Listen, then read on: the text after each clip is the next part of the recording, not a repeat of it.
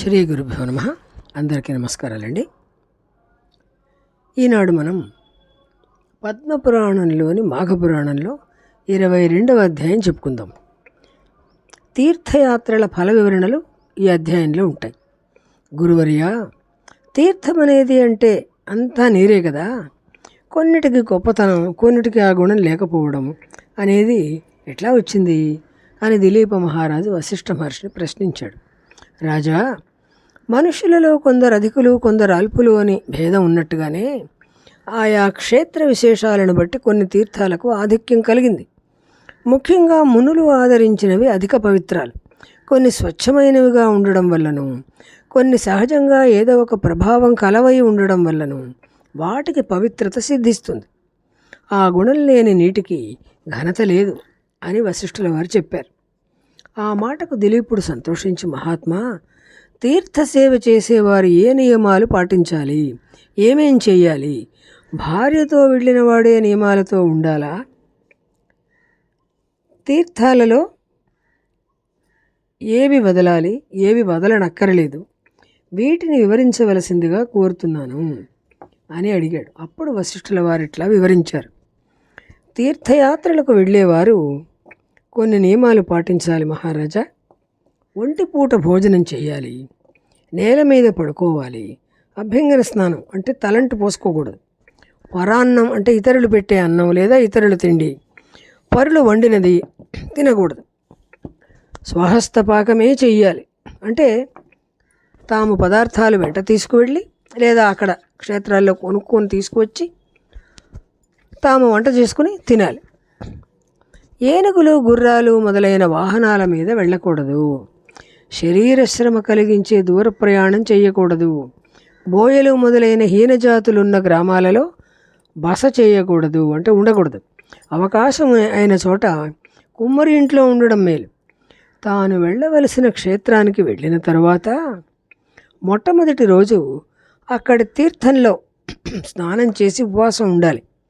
ఆ రాత్రి దైవధ్యానంతో భగవన్నామ సంకీర్తనతో జాగరణ చేయాలి. మర్నాడు స్నానము ధ్యానము చేసి యథాశక్తిగా దానధర్మాలు చేసి పితృశ్రాద్ధాన్ని సమంత్రకంగా నిర్వర్తించాలి. తరువాత బ్రాహ్మణులకు భోజనం పెట్టి యథాశక్తిగా దక్షిణలిచ్చి వాళ్ళని సంతృప్తిపరచాలి. ఆ క్షేత్రంలో 3 రోజులు ఉండి స్నానాదులు చేసి తరువాత ఇంకో క్షేత్రానికి వెళ్ళాలి. ఈ క్షేత్రోపవాసాలన్నీ భార్యతో కూడా చేయవచ్చు. ఆమె చేయక తప్పదు అనే విధి లేదు, చేస్తే మంచిది. అయితే భార్యతో కూడా మాఘమాసంలో తీర్థయాత్రలు చేయడం చాలా మంచిది. కొత్త నీరు వచ్చి చేరిన తీర్థాలలో స్నానం చేయకూడదు. కొత్త నీరు చేరే వాటిలో చేసే స్నానాలకు ఫలితం లభించదు. అందువల్ల ఈ నియమాలను అనుసరించి స్నానాదులు చేసిన వారు శుద్ధి చేసిన బంగారం వలె పాప విముక్తులై ప్రకాశిస్తారు. తీర్థయాత్రలు చేయడానికి ఆరోగ్యం బాగాలేని వాళ్ళు, పనిపాటుల ఒత్తిడి వల్ల కానీ మరి ఏ రకమైన బలీయమైన కారణాల వల్ల కానీ వెళ్ళలేని వారు తమకు బదులుగా ఎవరినైనా పంపి చేయించినట్లయితే ఆ ఫలంలో 6వ వంతు వెళ్ళిన వారికి వస్తుంది. ఇట్లా మాఘమాసంలో స్నానదానాదులు చేసిన వాళ్ళు, చేయించిన వాళ్ళు పుణ్యాత్ములవుతారు. మాఘ స్నానం చేసేవారు రేగు, అరటి, ఉసిరిక, నిమ్మ, దబ్బ ఈ పండ్లు, పాలు, పెరుగు, తేనె, ఉప్పు, చక్కెర, బెల్లం, జాజికాయలు, పిప్పళ్ళు, సొంఠి, జీలకర్ర, ప్రత్తి, కంబళి, వస్త్రం, యజ్ఞోపవీతం, కమండలువు, అన్నంతో సహా కంచుపళ్ళెరం, పంచదార బెల్లం ఉంచిన కంచుపళ్ళెరం, పరిమళ పుష్పాలు, గోపీచందనం, దేవపూజా సామగ్రి, శంఖం, నల్లటి సాలగ్రామం, స్ఫటికలింగం, వినాయక ప్రతిమ, దుర్గా ప్రతిమ వీటిని దానం చేయాలి. ఇట్లా మాఘమాస వ్రతం చేసిన వాళ్ళు ఈ లోకంలో అన్ని సుఖాలు అనుభవించి తరువాత వైకుంఠానికి వెళతారు. మళ్ళీ వారికి పునర్జన్మ లేదు, ఈ లోకంలో మళ్ళీ పుట్టరు వాళ్ళు. ఒకవేళ పుట్టవలసి వస్తే చక్రవర్తిగా పుడతారు.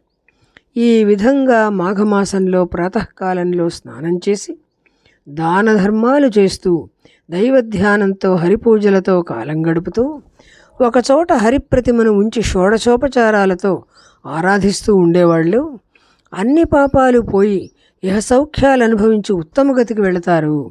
దీనికి ఉదాహరణగా ఒక ఇతిహాసం చెబుతాను విను. రంగడు అనే రాజు ఉండేవాడు. ఒకనాడు నారద మహర్షి ఆ రాజు దగ్గరకు వెళ్ళగా రాజు ఆయనను భక్తితో పూజించి, మహాత్మా, మాఘమాస వ్రతంలో ఎన్నో దాన ధర్మాలు చేయాలి అని అంటారు. మరి ధనం లేని వాళ్ళు అవి ఎట్లా చేస్తారు? కేవలం భక్తి వల్ల ముక్తి పొందగలుగుతారా అని అడిగాడు.